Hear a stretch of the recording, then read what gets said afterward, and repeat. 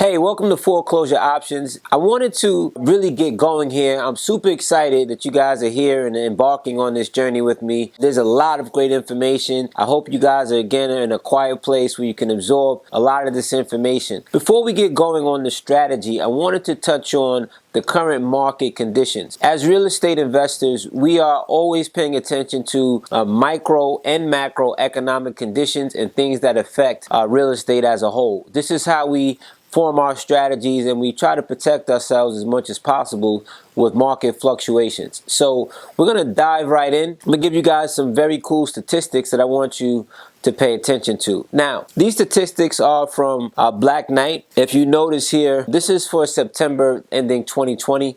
Obviously, there's a lag in the data, but we wanted to give you guys a trajectory of where trends are headed and really what's going on. So as of September, we noticed that the change in the delinquency rate, and this is delinquent mortgages, are actually down 3.10%. What that means is that the level of delinquency, the level of serious delinquencies, which is 90 days or more, is actually back to pre-COVID levels. So what that means is that we don't see a lot of activity or new defaults, that are happening since the peak in April, May, June, July. The actual number is about 43,000 households. So I wanted to take a look at the mortgage delinquencies by severity, and I wanted you guys to take a look at the 30 to 60 and the 90 days. So this graph represents when individuals started becoming delinquent and how long they've been delinquent. So obviously you have to be 30 days before you're 60 days delinquent and 60 days before you're 90 days delinquent. And if you look, as we go into March, things are actually pretty low. We have 90-day delinquencies are hovering around the $500,000 household mark. The 30-day delinquent is hovering around $1 million mark, and the 60-day and the 90-day actually somewhat resemble each other. So typically, if they go 30 days missing, they'd catch up, and obviously they get back on track with some form of workout. Now we see a peak here from obviously April, going March into April, and we see a spike in the 30-day delinquencies. As we drift into May, we see a spike in the 60-day delinquencies. And obviously as we drift into June, we start seeing a very upward trend on the 90-day delinquency. So these are people that were unable to pay April, May, and June mortgage payments. Now, if you notice, the 30-day and the 60-day payments have kind of leveled off. They've spiked back down. So what that's saying is that we're not seeing new defaults in the market. Okay, so after our peak and we kind of leveled out in July and things started to open back up, we're not seeing new delinquents, which is a good sign for the economy. The issue, or where the opportunity is going to lie, if you notice that 90-day plus delinquency is still high and it's staying high, which means that these individuals are continuously late, and those payments are accruing, those taxes are accruing, and we're going to have to deal with that very soon. Now, again, we have an election that's taking place, and we have some policy that may or may not happen prior to or post election, but there has to be concern about that 90-day delinquency is not going down. Now, just also keep in mind that this doesn't include people that are on forbearance. So these are people that aren't paying and they are not on any forbearance. So that's a key component that you want to pay attention to. We're going to look at now this chart here, which kind of highlights the 30, 60, and 90-day delinquencies, and it also compares it to the last recession, or the Great Recession, and also where we were at pre-COVID. If we look here, currently we have 821,000 households that are actually 30 days delinquent. Now, at the peak, which was in April, we had 2.5 million households that were delinquent. And at the peak of the Great Recession, we had about 2.2 million households that were actually delinquent. Now, I want you to look at the 60-day. Okay, the 60-day as of, this is a little bit older, as of September, 397,000 households. If we look at the pre-COVID, or sorry, the COVID peak, we had 1.7 at the peak, and that was actually again in May of 2020. And if we look at the Great Recession peak, it was 957,000. The number that is somewhat staggering is once you hit the 90-day mark. Now, historically, once somebody hits 90 days, it's very unlikely that they ever get back on track and start making payments. We're still at 2.3 million households that are 90 plus days late. That's an enormous number. If you look at the peak, it was 2.366, which is not that far off of where we're still currently at, which means that we're not really healing or catching up on those delinquent mortgage payments. And even the Great Recession peak was 2.9 million that were actually 90 plus days late. And that was at the peak. Now, if we bring it back a little bit, if we look at active foreclosures, as you can see, there are not a lot of active foreclosures, and that's because of the moratoriums that are on pretty much on the economy right now, because obviously government doesn't want to foreclose with the pandemic going on, which makes sense. But if you look at the Great Recession, it'll give you an indicator of how many of those 2.9 actually had an active foreclosure, and that went to almost 2.3 million. So if you can see, there's probably roughly 2 million households or so that is very likely to start some type of foreclosure. And that's really where the opportunity is going to lie. That is a tremendous number. And with this strategy, you're going to be able to take full advantage of these opportunities. It's scary in some sense. If you go down the chart to the bottom, you notice that there are roughly 7% of all households that are not current. That is obviously way low, about half of the peak of the Great Recession, but still an enormous number that we're going to see how that bodes. Now, just keep in mind that these numbers also reflect a housing market where prices are still rising. If housing prices were to dip, obviously we could easily see these numbers creep up, or another lockdown for that matter. Hopefully none of those happen, but this is where we're at currently. All right, so we're going to jump to this next graph, this new forbearance plans by the week. And obviously, if we look at when the most of the forbearance plans happened, it happened between March and April of 2020, and then it really started to nosedive into May and June. So as the lockdowns happened, a lot of people did go into forbearance, and the beautiful part about that is a lot of people are actually current and a lot of people are not actually current, and we're going to see how that plays out in the marketplace.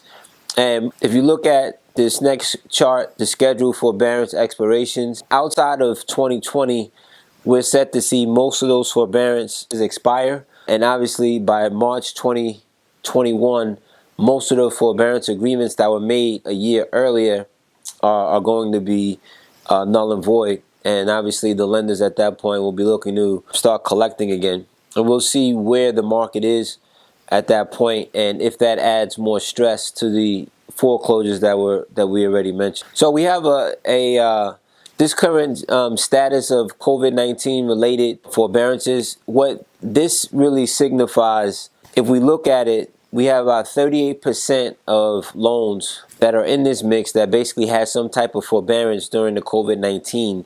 36% of those are actually current. If we look at how many are delinquent or active loss mitigation, you have 8%, another 8% that were removed or expired delinquent, meaning that they had the plan and didn't follow through and now they're delinquent on their plan. 8% paid it off, and we have 9% active in their original forbearance, and then we have this 38% that were actually given a forbearance and then they were extended. So outside of the 36% that are performing as normal, or plus the 8% that is is actually paid off. Most of half of these forbearances are either asking for extensions or are in trouble. We're probably going to have a lot more stress as this pans out. It's going to be very interesting to see how this chart looks come March 2021. If 50% are like, potentially having issues now, you can expect that some of those people, or a lot of those, probably at least half, are going to have some issues in the near future making those payments. And again, this is with the increasing housing market. If the housing market is to dip and it does take a dive, it's going to put more pressure on these individuals, because now not only can they not make the payment, but it's going to be very difficult to sell and walk away with something. And that's going to be a tremendous opportunity for investors. Sad day for these individuals, but people positioned correctly, there'll be a tremendous amount of opportunity in the market. So here's another interesting chart. Again, delinquency status of loans in active forbearance. 52% of loans in active forbearance are in some type of trouble or delinquency status. That means 52% of those that got forbearance agreements, 52% of those are delinquent. Okay, and again, delinquent and not in foreclosure. So those foreclosure numbers are going to rise. We don't know to what extent. We don't know what programs the government will roll out, but eventually they're not going to make payments for everybody. Something's going to have to give, and we expect those to be opportunities to come onto the market. Wanted to talk about one last graph here. Okay, so we see some existing, the home price change for U.S. single families. If we notice, we're up sharply, 14.2% year over year. That's a very strong number considering the amount of defaults that we have. I expect this number to slow down, or if not fall off to some extent, as the reason this number is high is because of inventory in the market. The people that have a home and they're solid, they're not very transient. Nobody's really looking to move too much in the pandemic, except people leaving urban areas. So we have more demand from apartment or condo goers and less inventory, which is putting upward pressure on pricing. As these individuals that are in foreclosure or delinquent, they're not in foreclosure yet, that are delinquent, as these properties start coming onto the market or potentially coming onto the market, it's going to create more inventory, and I expect that to put downward pressure on pricing. So we have more inventory, downward pressure on pricing. It's really shaping up to be a perfect storm here. We look at this September 2020 data summary, and I think it says a lot. 6.66% of loans in delinquent. Okay, I don't like that number, but it's what it is, right? That's actually down from the previous month, which we discussed earlier. But year to date change, I mean, we're up 107%, from where we started at the beginning of the year, and we're up 89% year over year. If you notice, the foreclosure, the amount of those delinquencies in foreclosures is actually down. So even though we have more delinquencies, we have less foreclosure activity due to those forbearances. And foreclosure starts are way down. Year to date, they're down 89%, year over year, roughly 89% as well. So what we're seeing is a lot of delinquencies and not a lot of foreclosure activity. I think that's going to change in some way, shape, or form. And obviously, you can look at these over the course of the year. Obviously, this is ending in September. If we notice, coming into January, we were at about 3.22% delinquent, which delinquencies have roughly doubled, even more than doubled, if we want to include April, May, and June statistics. But delinquencies started scaling down a little bit after June. So we are seeing things get better as far as new delinquencies, but the people that are 90 plus days delinquent, they're not catching up. And it's going to be extremely interesting to see how we deal with that inventory. I already have an idea of how this story ends. Like I said, will be prepared. This last chart I wanted to look at is really state by state, and you can kind of get an idea of your state and, you know, where, how many non-current mortgages exist. These numbers are somewhat eye-popping. The ones with the stars actually indicate judicial states, meaning longer foreclosure processes. The non-judicial states or trust deed states, we could see foreclosures happening very quickly early next year, as soon as moratoriums are lifted, and you know, they have a better handle on this pandemic and the vaccine. The eye-dropping numbers here, if we look at the delinquency, I mean, in Nevada, you know, we're up 185%. That's a very big number. Florida's up 105%. Hawaii's up 143%. I mean, Arkansas is up 146%. California is up 143%. Oregon's up 134%.